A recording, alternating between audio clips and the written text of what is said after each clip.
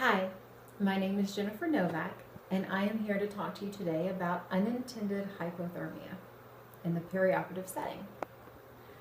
Did you know that hypothermia is associated with a threefold increase of surgical site infections?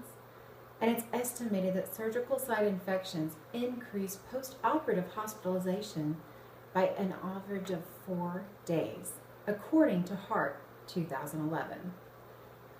Research suggests that intraoperative hypothermia temperature management should be closely monitored because unintended hypothermia leads to increased risk of infection and increased length of stay.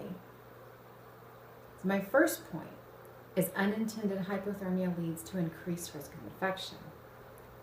My second point is unintended hypothermia leads also to an increased length of stay.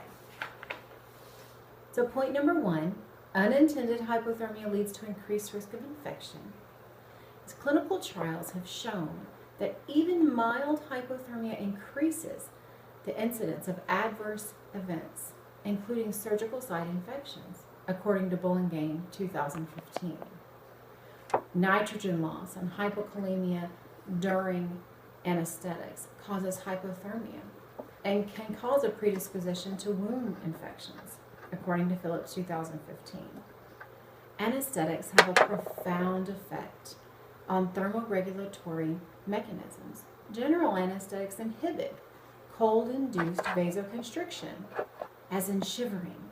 So it promotes the development of patient hypothermia in the presence of a cold environment, according to Heart 2011.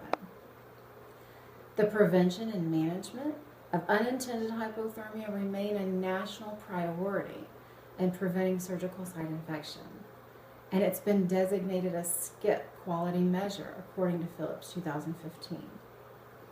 Hypothermia may also trigger thermoregulatory vasoconstriction. The consequent reduction in cutaneous blood flow leads to subcutaneous tissue hypoxia and failure of humoral immune deficiency systems to reach target areas to fight infection, according to Heart 2011. Hypothermia is defined as a core body temperature less than 36 degrees Celsius. It's a relatively common occurrence in the unwarmed surgical patient. A mild degree of perioperative hypothermia can be associated with significant morbidity and mortality, according to Heart 2011. As you can see here in my visual aid, this is the unanesthetized patient. The core body temperature resting right at 37, exactly where it should be within the core. And within the anesthetized patient, this core body temperature drops to 36 degrees Celsius and more within the first hour, according to Heart 2011. And you can also see the core body temperature spreading throughout the periphery, which makes it a lot harder for your body to keep up and keep that temperature where it needs to be. My second point is unintended hypothermia leads to increased length of stay. So hypothermia extends the post-anesthesia recovery time and it prolongs hospitalization, according to ARN 2015. Hypothermia also decreases metabolism and it changes the effects of the anesthetic medications. So it makes it harder for that patient to get those medications out of their body and to be able to warm up properly, according to Rothrick 2015.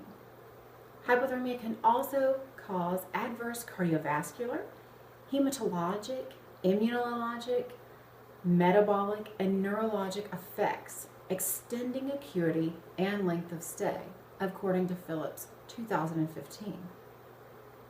In conclusion, research suggests that intraoperative temperature management should be closely monitored because unintended hypothermia leads to increased risk for infection and increased length of stay.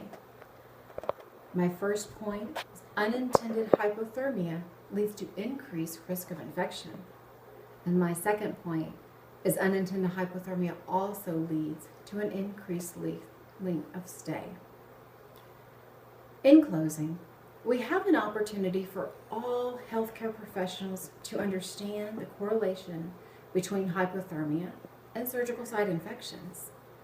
And my second point is we also have an opportunity that the medical community should work to ensure all perioperative patients are within the normal temperature guidelines to promote an efficient length of stay for all patients.